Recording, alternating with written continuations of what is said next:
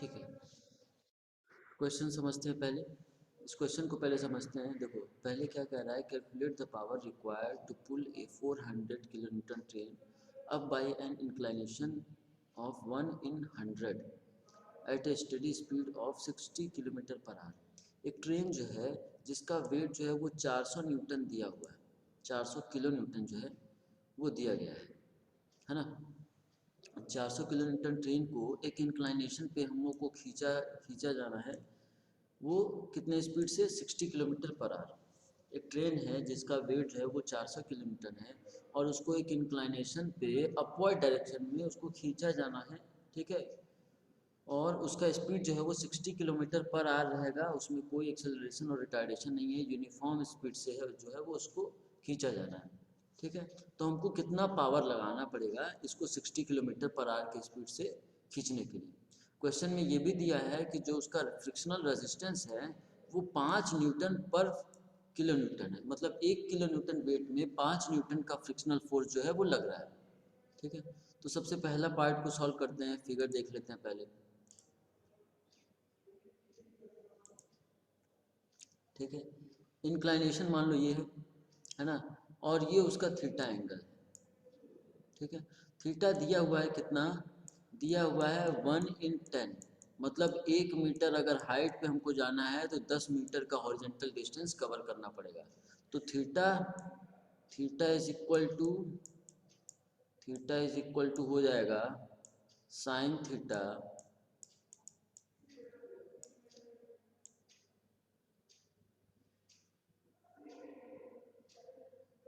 Is equal to tan theta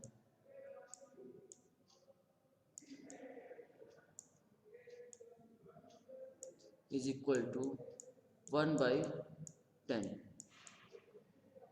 है ना। ये ऐसा क्यों कह रहे हैं हम, क्योंकि थीटा बहुत स्मॉल है। थीटा जितना ही स्मॉल होता है, साइन थीटा, थीटा और टेन थीटा, इन तीनों का वैल्यू जो है वो अप्रॉक्सीमेटली सेम होता है। फिर उसके बाद हमको वेलोसिटी निकालना है। तो वेलोसिटी हमको पता है, दिया हुआ है 60 किलोमीटर पर आवर है, 60 किलोमीटर पर आवर है ना। तो इसको मीटर पर सेकंड में कन्वर्ट करेंगे तो हो जाएगा 60 इंटू 1000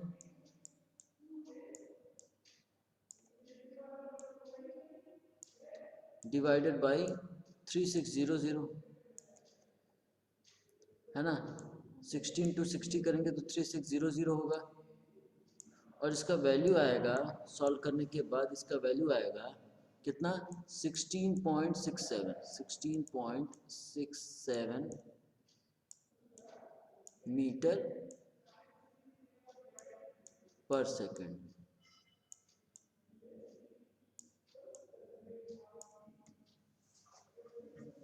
है ना।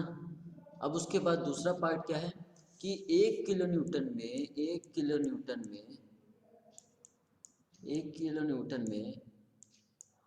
5 न्यूटन का फ्रिक्शनल फोर्स लग रहा है ना। तो 400 किलो न्यूटन में कितना फ्रिक्शनल फोर्स लगेगा, 400 किलो न्यूटन में कितना फ्रिक्शनल फोर्स लगेगा, वो होगा 400 इंटू 5, कितना आएगा, 2000 न्यूटन, 2000 न्यूटन, है ना। तो 2000 न्यूटन को हम लिख सकते हैं कितना, 2 किलो न्यूटन लिख सकते हैं, 2 किलो न्यूटन लिख सकते हैं। ये हो गया तुम्हारा फ्रिक्शनल फोर्स, है ना। अच्छा अब हमको देखना है कि नेट फोर्स कितना आ रहा है। ये तुम्हारा हो गया फ्रिक्शनल फोर्स वाला पार्ट, है ना। ये हो गया तुम्हारा वेलोसिटी वाला पार्ट, ये वेलोसिटी वाला पार्ट हो गया और थीटा वाला पार्ट हो गया। ये वाला पार्ट हो गया फ्रिक्शनल फोर्स का पार्ट, है ना। अब हमको देखना है कि नेट फोर्स कितना लग रहा है, नेट फोर्स यानी नेट फोर्स मतलब टोटल फोर्स की जो इसको रिस्पॉन्सिबल है इसके मूवमेंट के लिए। इसके मोशन के लिए जो रिस्पॉन्सिबल है वो फोर्स कितना है वो हमको देखना है। तो नेट फोर्स कितना है, ये P अपवर्ड डायरेक्शन में लग रहा है, P जो है वो अपवर्ड डायरेक्शन में लग रहा है, और 400 sine theta, 400 kilo Newton sine theta जो है वो इसको डाउनवर्ड पीछे खींचने की कोशिश कर रहा है। और दूसरा ये है कि मोशन अगर अपवर्ड डायरेक्शन में है तो फ्रिक्शनल फोर्स जो है वो क्या डाउनवर्ड डायरेक्शन में लगेगा, है ना। तो नेट फोर्स हो जाएगा, नेट फोर्स जो हो जाएगा वो हो जाएगा कितना, P अपवर्ड फोर्स, सॉरी हमको वही तो निकालना है। तो नेट फोर्स जो हो जाएगा वो हो जाएगा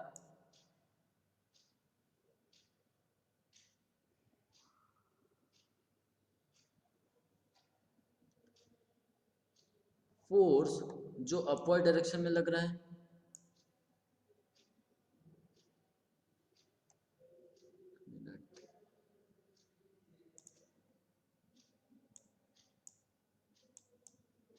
नेट फोर्स जो है वो हो जाएगा P जो अपवर्ड डायरेक्शन में फोर्स लग रहा है ना, माइनस जो डाउनवर्ड डायरेक्शन में इसको रेसिस्टेंस कर रहा है वो है 400 साइन थीटा,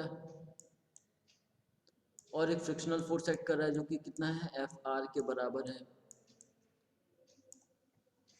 ना। ये टोटल जो फोर्स है वो नेट फोर्स जो है वो क्या है, 0 के बराबर होगा, इसके अलावा और कोई फोर्स लग नहीं रहा है ना। तो जो P का वैल्यू होगा, जो P फोर्स जो एक्चुअल में अपवर्ड डायरेक्शन में मोशन कराने के लिए रिस्पॉन्सिबल है, उसका वैल्यू अगर निकालें तो P फोर्स जो होगा वो होगा कितना, 400 साइन थीटा का वैल्यू 1/10 लिख दें सीधे सीधे, 1/10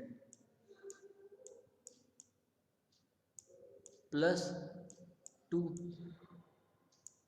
है ना। तो ये हो जाएगा कितना, 400 kilo Newton plus 2 kilo Newton, तो ये 40,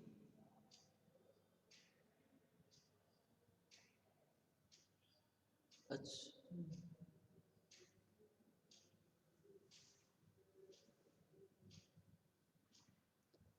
क्वेश्चन में क्या है एक बार चेक करें।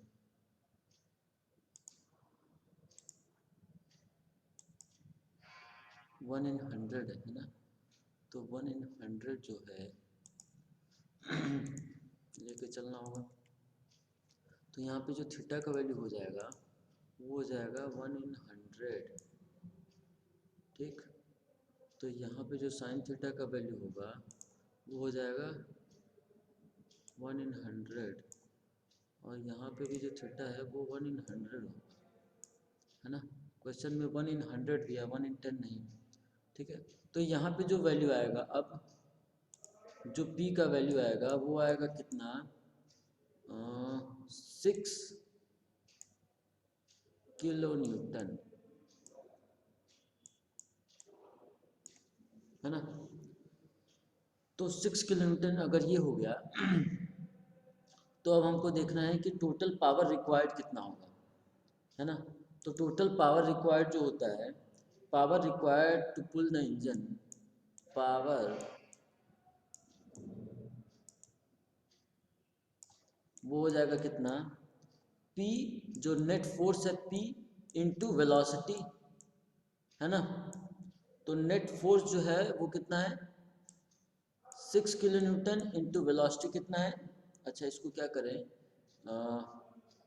इसको हम लोग चेंज कर ले रहे हैं किलो न्यूटन को मीटर में, तो 6 किलो न्यूटन जो है वो हो जाएगा 600 न्यूटन।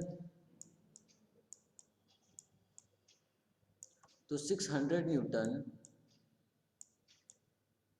इंटू वेलोसिटी कितना है, 16.667, तो वो होगा कितना, वो आ रहा है 6000 into 16.667, 6000 into 16.667,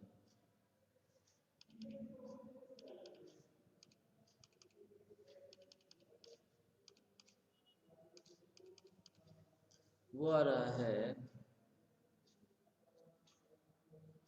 100.002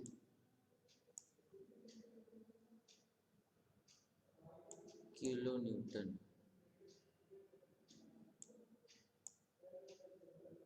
kilo watt sorry,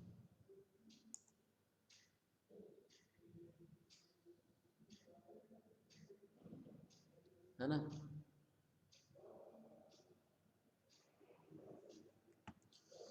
तो ये आया पावर, सबसे पहला वाला पार्ट तो सॉल्व हो गया। ये है power required to pull the train. अब उसके बाद दूसरा वाला पार्ट क्या है कि किसी एक पॉइंट पे जो है ना इंजन बंद कर दिया जा रहा है, ठीक है, किसी एक पॉइंट पे इंजन जो है वो बंद कर दिया जा रहा है, तो उसकी वजह से ट्रेन जो है वो इंजन बंद करने के बाद कितना आगे तक मूव होगा, है ना। तो दूसरा पार्ट अगर हम देखें, दूसरा पार्ट अगर हम लोग देखें तो दूसरे पार्ट में देखो टोटल रिटार्डेशन फोर्स क्या होगा, जितना डाउनवर्ड फोर्स होगा, जो डाउनवर्ड फोर्स जितना भी लग रहा होगा वही इसका टोटल रिटार्डेशन फोर्स है। तो टोटल रिटार्डेशन जो फोर्स होगा वो कितना होगा, फ्रिक्शनल फोर्स के बराबर प्लस वेट का प्लेन के अलोंग जो कंपोनेंट आ रहा है, फ्रिक्शनल फोर्स जो कि ये है, और उसके ये फ्रिक्शनल फोर्स जो कि इसको नीचे की तरफ खींचेगा, और एक जो वेट का एक हॉरिजॉन्टल कंपोनेंट जो है इसके बराबर, इन दोनों के सम के बराबर ही जो है फ्रिक्शन टोटल रिटार्डेशन फोर्स होगा। तो वो होगा 2000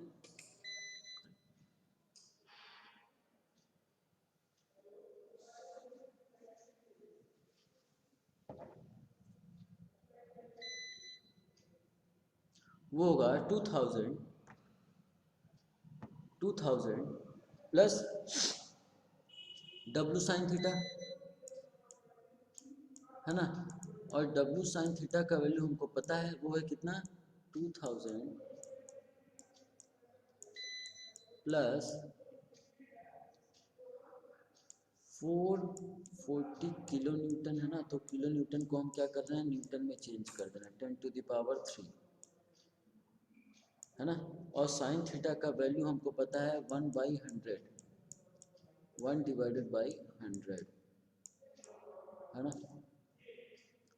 तो यहाँ से हमको मिल जा रहा है कितना, ये हो गया 4000 प्लस 2000, ये आएगा कितना टोटल 6000, 6000 का 6000 का 6000 न्यूटन का हमको रिटार्डेशन फोर्स लग रहा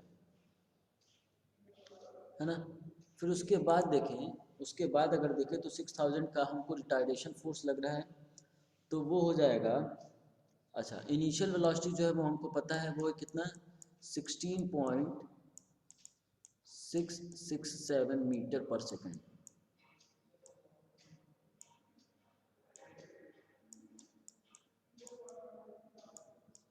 है ना।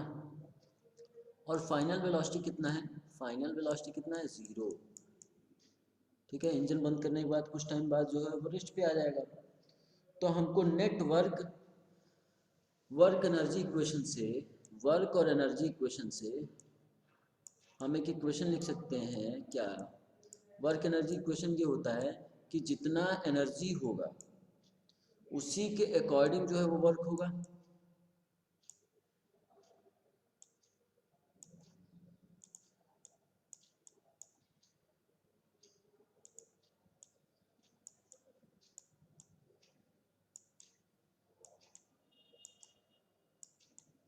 जितना